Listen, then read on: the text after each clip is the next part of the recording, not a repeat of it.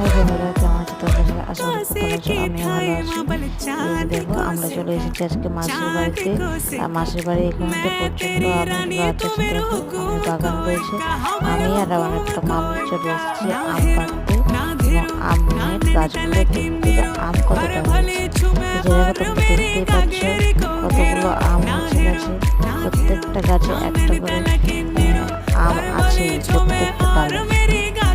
এই যে দেখো, আমরা ফজলি আম পাড়তে লেগেছি। বাড়িতে চাটনি খাবে বলে ফজলি আম পেরে নিচ্ছে মামিটা। এই যে দেখো, আম পড়ছে। আমগুলো এখনো অতটা বড় হয়, খাওয়া যাবে, খুব সুন্দর লাগে। ফজলি আম খেয়েছে তোমরা সবাই আশা করি। এই যে দেখো, এটা দেখে চিনতে পারছো এটা কি আম আছে।